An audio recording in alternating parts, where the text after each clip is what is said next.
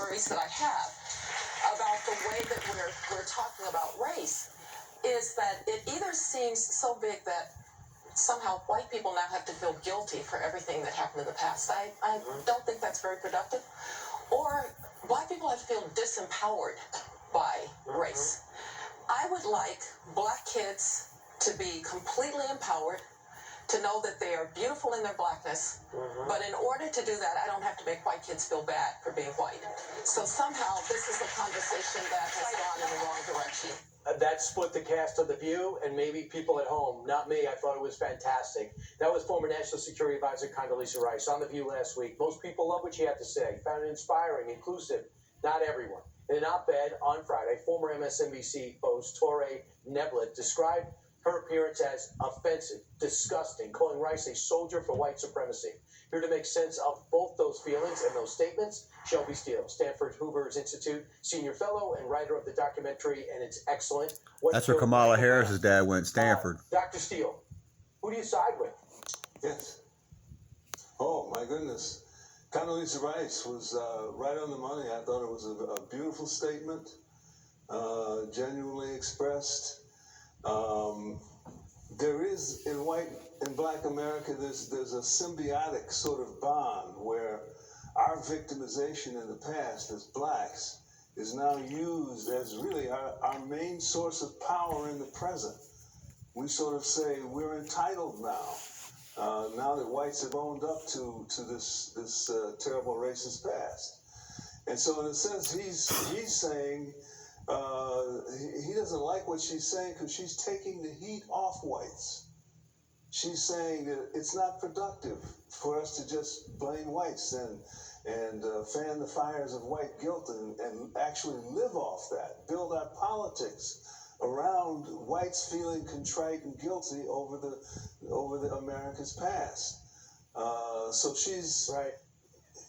That's almost a little radical. And but did you I'm always, really happy to see her say that. Dr. Shelby, did you always feel that way? I mean, if I went up to you in the 1960s, did you feel differently?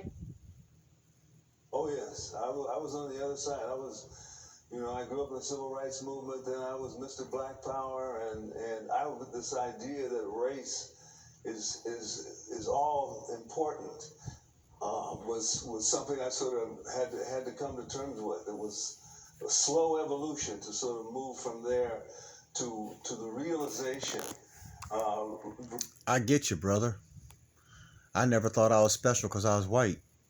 In fact, I thought it was a negative thing because everybody hated me because I was white. I hate my fucking whiteness like that. You know what I mean? Like, white, I want white meat at the store. I always say light meat when I go to the fucking restaurants. I hate the white thing because it's damn near cost me my life at this point. Race is never a problem. The problems are always human problems.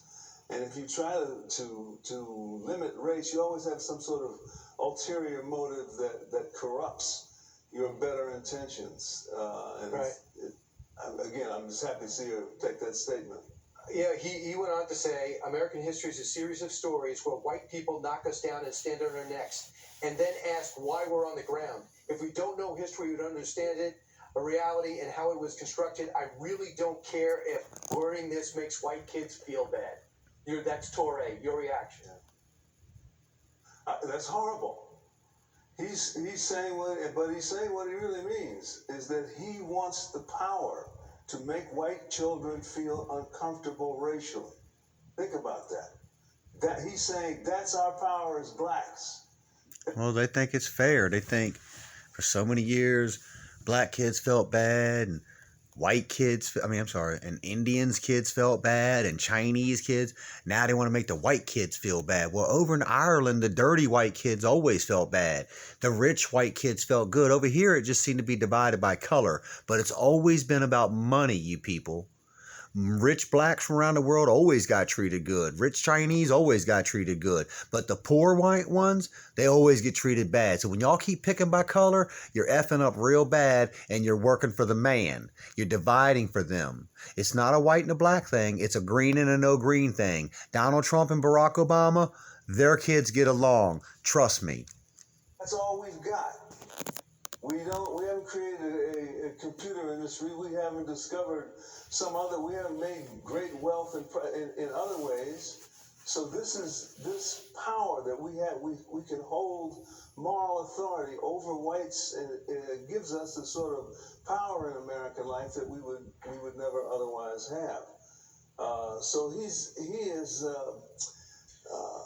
the black grievance industry that developed after the 60s, after whites confessed and so forth. He's a part of that. He's still saying, and what breaks my heart, this is a smart young black man. He is. And yet he's saying his only source of power is white guilt. And he's putting down somebody like Condoleezza Rice, who's saying we should move beyond that now.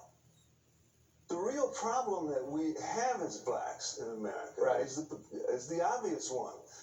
We're underdeveloped, and we need to focus on that development rather than trying to just go over again and again. Brother, it's hard to develop when the system you're trying to develop in is standing on your neck, though.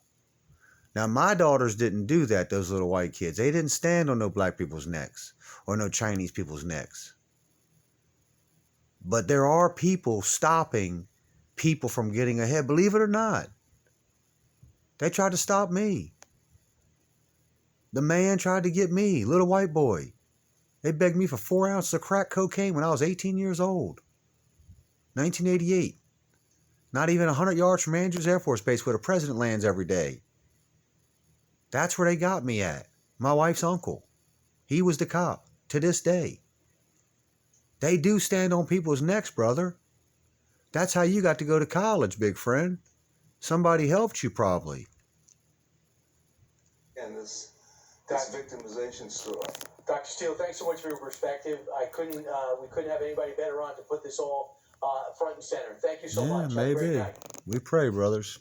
Well, thank you. You got it. Let's see what Brian Kilmeade says next. Talk about important. She goes on the clock next. But first, let's talk a little bit more